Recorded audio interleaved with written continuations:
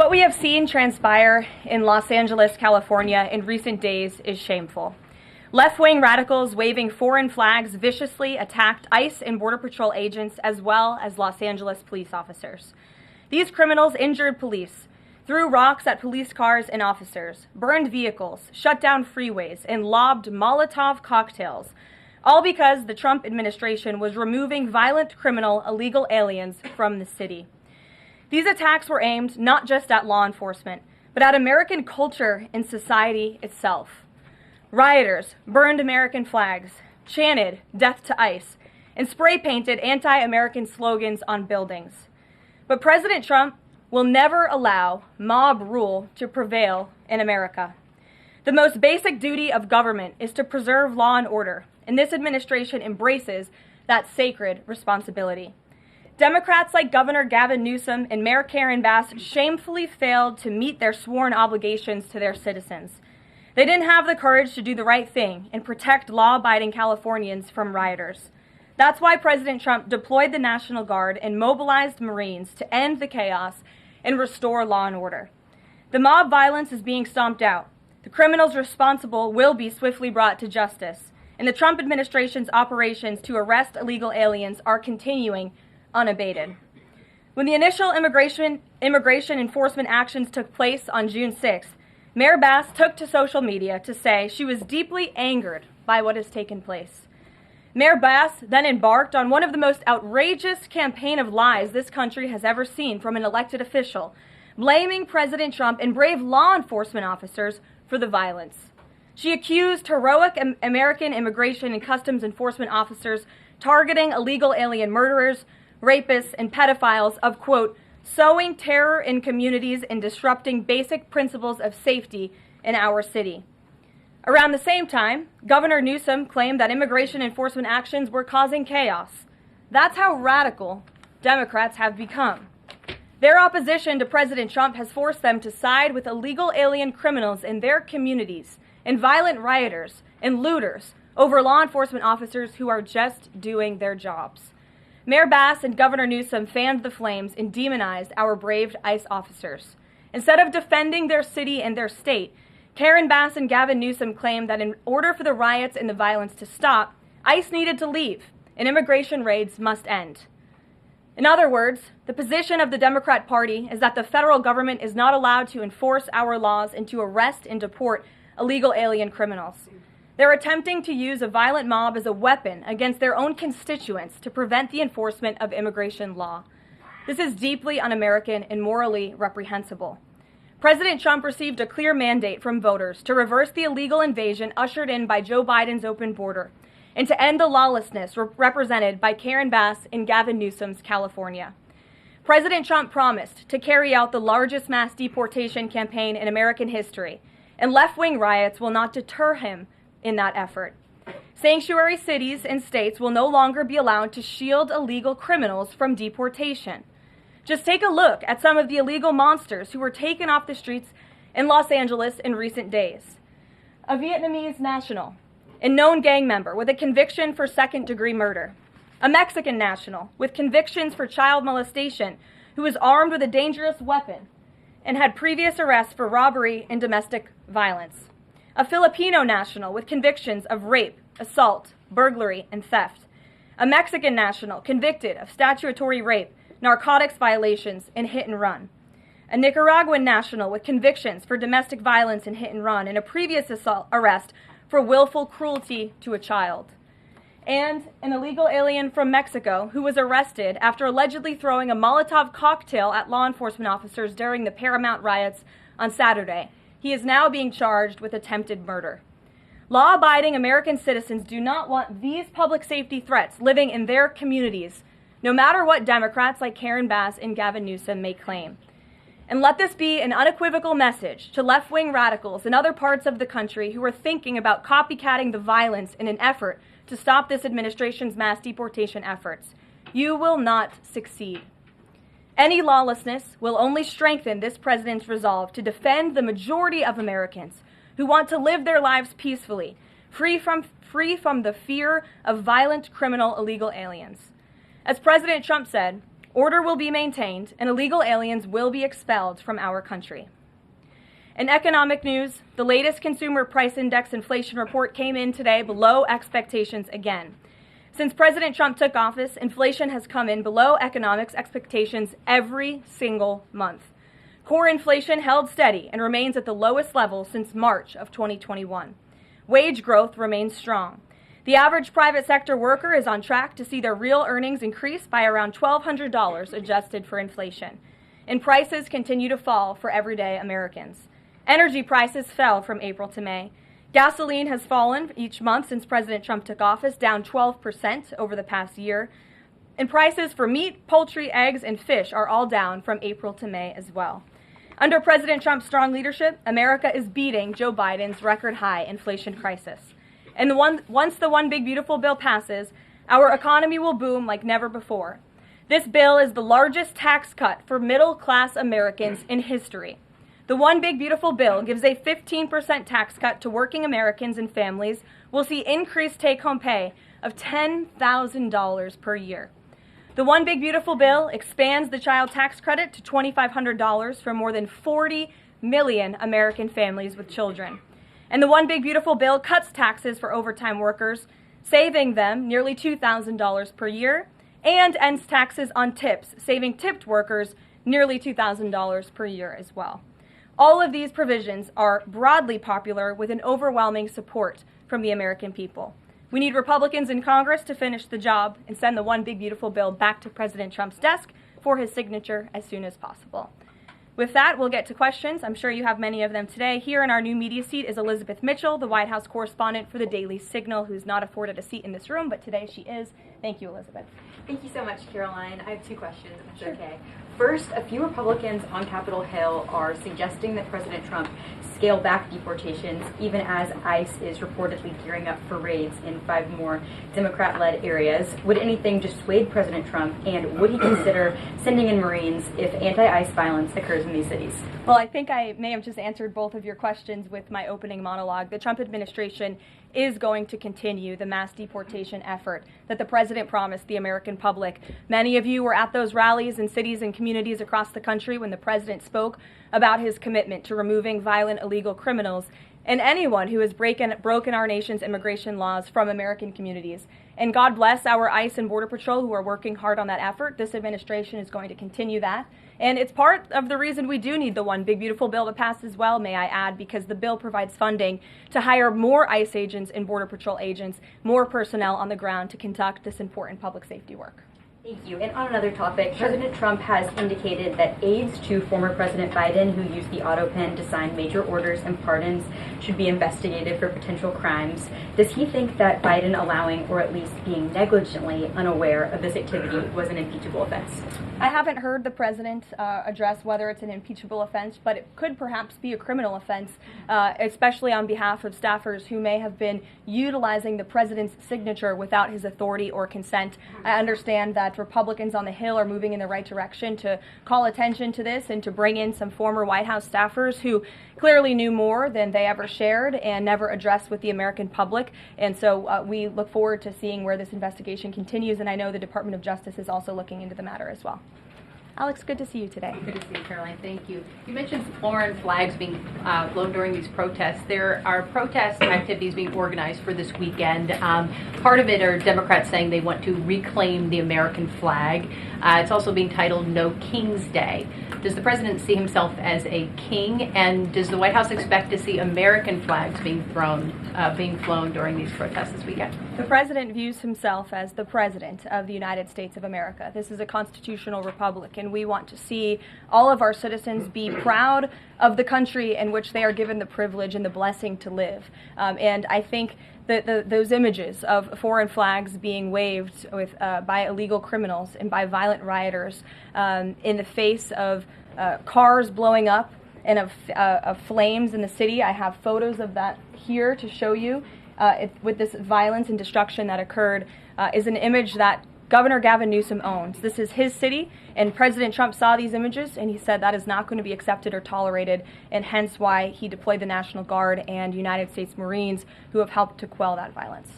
If I can ask another, sure. If the president does end up deploying any National Guard members, perhaps Marines, to blue states, would he be in contact with the governors prior to this? Would it be necessary? Well, President Trump was in contact with Governor Gavin Newsom despite some of the claims he's made in the last couple of days. The president called the governor on Friday evening and told him to let law enforcement in California do their jobs. And the Los Angeles Police Department, by the way, are fantastic people. They are trying to do the work that they've so bravely signed up to do to enforce the law, but they have been kneecapped by incompetent Democrat policies and Democrat politicians who do not allow their local law enforcement to correspond and coordinate with federal immigration authorities. And so President gave Gavin Newsom a warning and said, get it together. 24 hours later, we saw more images like this. We heard about Border Patrol agents who were being the target of rocks. These illegal criminals were throwing rocks at our Border Patrol and ICE agents, and so the president made the decision to federalize California's National Guard. Stephanie. Thank you. Two questions on the China trade deal, if I may. Sure. First, will the president formally sign the trade deal, and if so, when? Secretary Lutnick sort of alluded to the fact that it might be in a couple of days, but there's going to be more specific to read out. Sure. Well, I do have more specifics for you. I spoke to the president about this. He spoke to his trade team, who did a fantastic job negotiating this on behalf of the United States and meeting with their Chinese counterparts. The president is talking to them about the details of it now. But what the president heard, he liked. China has agreed to open their markets to the United States separately of this deal. And when it comes to this deal, we're going back to the terms that were agreed upon in Geneva for the release of some of those critical minerals and the magnets from China to the United States. And we have agreed to fully comply with the Geneva Agreement as well. So the president is reviewing the details of that with his trade team now, and you'll hear more from him, I'm sure. And then the second question, on tariffs, Secretary Lutnick suggested that the tariffs would remain unchanged with China. I'm wondering if there's any room for them to negotiate even lower, or if this is the floor. I won't get ahead of any further negotiations. We're in a great place right now, and I would add that this is the result of a lot of hard work from the president and his team, and the president has a good and respectful relationship with President Xi, and as you know, they had a direct conversation which led to this success that the president announced on Truth Social this morning. JJ. On North Korea, has the president tried to resume dialogue with Kim Jong-un? There's some reporting that the president sent a letter and tried to give it to Kim Jong-un through some North Korean diplomats through the UN, and they declined to take it and send it to Kim Jong-un. The president remains receptive to correspondence with Kim Jong-un, and he'd like to see the progress that was made at that summit in Singapore, which I know you covered in 2018 during his first term. As for specific correspondence, I'll leave that to the president to answer. Sure. Good afternoon. Yeah, thanks. Back to the trade deal negotiations with China. Jimmy Lai, as you know, is a pro-democracy advocate, Catholic, sitting in solitary confinement in Hong Kong as we speak. His family believes he may be close to death. Did his name come up, Jimmy Lai's name come up in these negotiations with China? Not to my knowledge. I understand the negotiations were very much focused on our trade and economic relationship with China. Does the president believe he can free Jimmy Lai from prison? I'll check with the president. It's certainly an important issue, and I'll get back to you. Thanks, Karoline. The president said yesterday that paid insurrectionists were behind or involved in the protests in Los Angeles. Does the White House have any more details about who they believe is paying these protesters? The president spoke about this last night when he returned from Fort Bragg, because frankly the president has a lot of common sense, and if you look at some of the imagery that we have received from the Department of Homeland Security and ICE and law enforcement who are on the ground, you will see boxes and boxes of very professionalized masks and rioting equipment being dropped off for these protesters. So it's a good question the president is raising, and one we are looking into, about who is funding these insurrectionists and these rioters and these protesters and these illegal criminals. And I have updates for you on the numbers, by the way. Since June 6th, there have been 330 illegal aliens that have been arrested as part of these riots in Los Angeles. 113 of those illegal aliens had prior criminal convictions.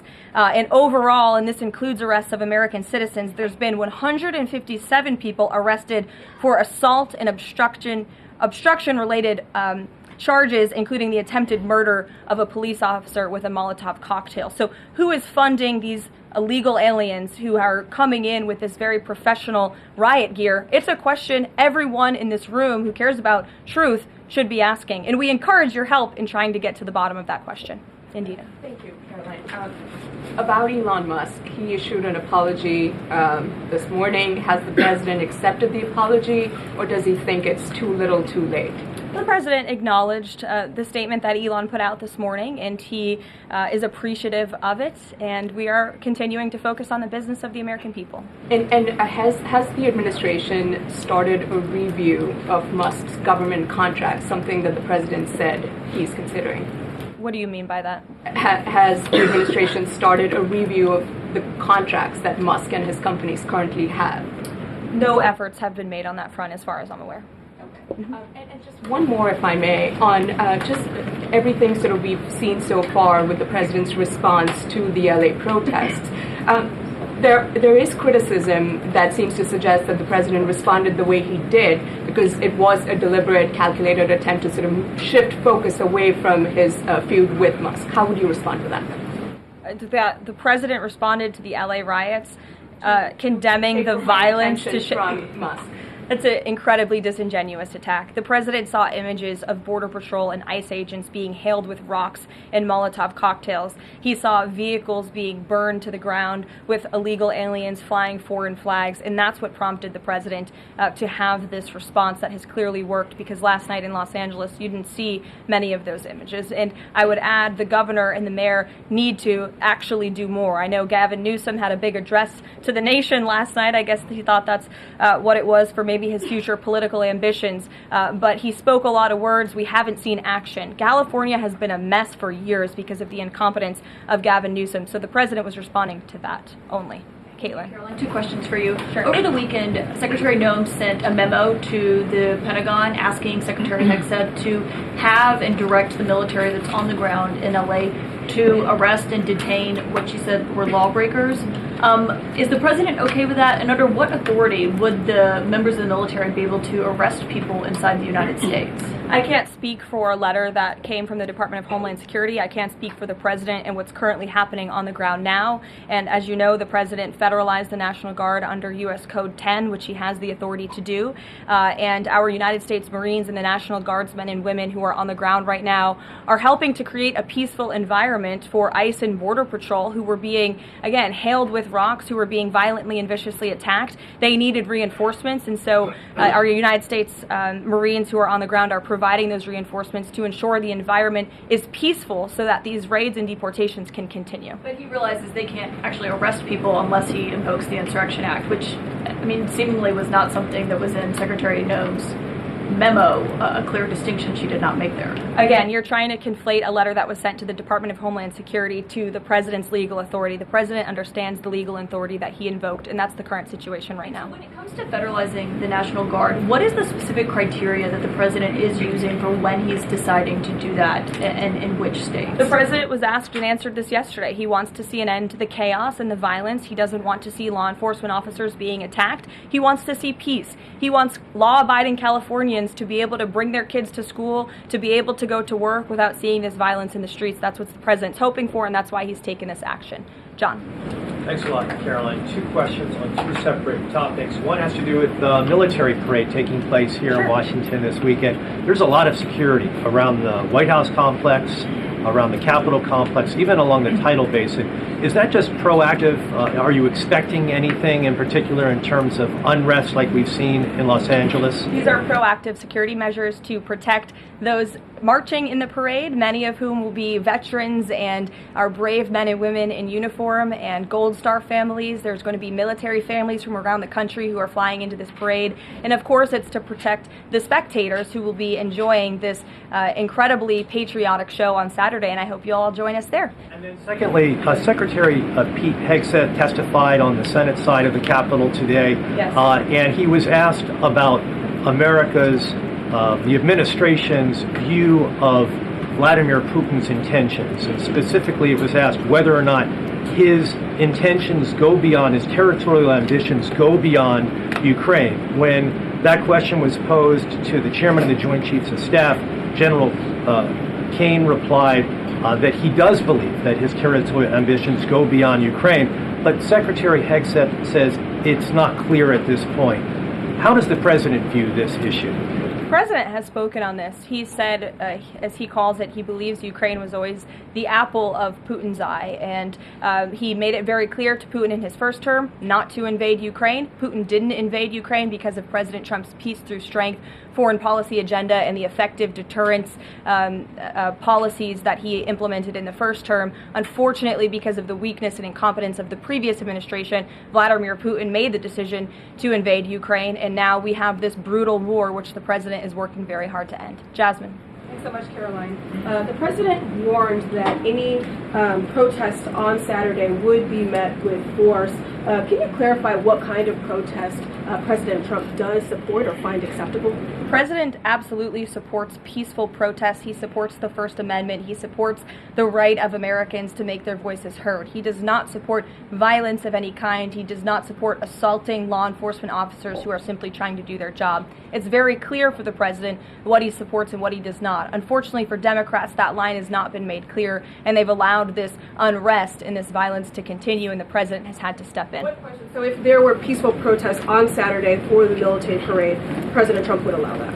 Of course the president supports peaceful protests. What a stupid question. Raquel. Thank you so much, Karoline. Raquel, and then I can go to you first. Go. Thank you so much, Karoline. I have two questions. One about Israel. Yesterday, the U.S. ambassador to Israel said the U.S. no longer is pursuing the goal of an independent Palestinian state. Can you confirm that the president is no longer supporting a two-state solution? And is President Trump considering diplomatic action against countries who takes action against Israel during next week UN conference?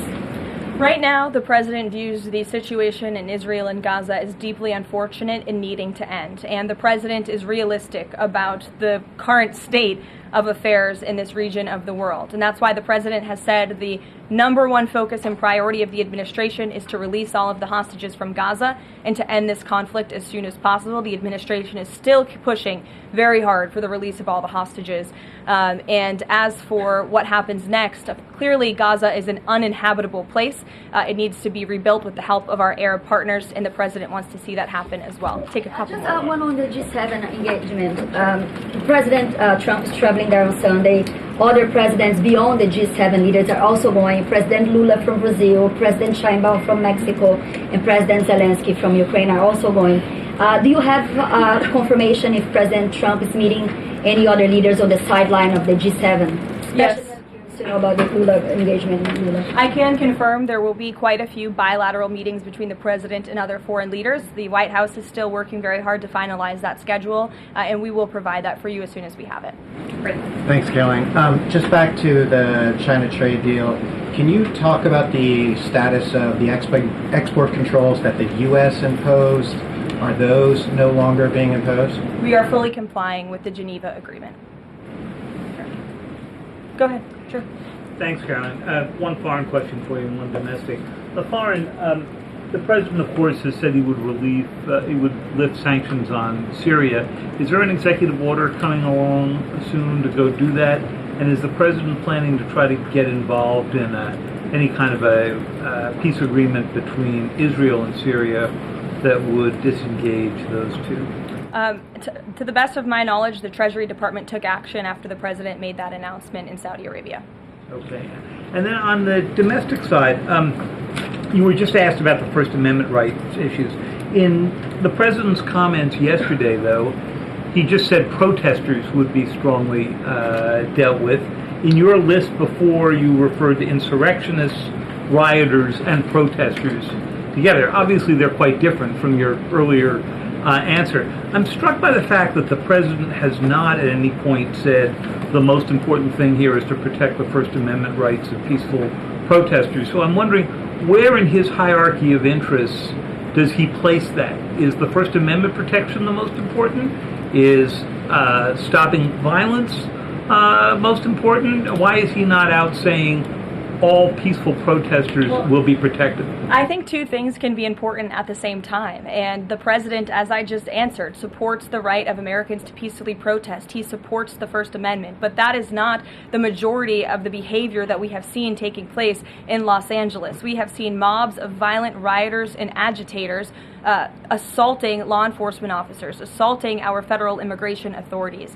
And we have seen, as I said, this goes back to what this administration is trying to do and accomplish, and that's enforcing law and order in our nation's communities. And it's removing public safety threats from communities in Los Angeles. You're saying the majority have not been peaceful, the majority have been violent. I just read for you the arrest numbers. We've arrested nearly 400 illegal aliens alone, just illegal aliens who have been arrested in these riots since June 6th, since they began. Thousands of people on the streets. Yeah, and we've had hundreds of people who have assaulted law enforcement officers. Are you saying that that's that's appropriate behavior? No, Are you no, saying I'm not that saying the that at all. president I'm should just take trying action? to figure out.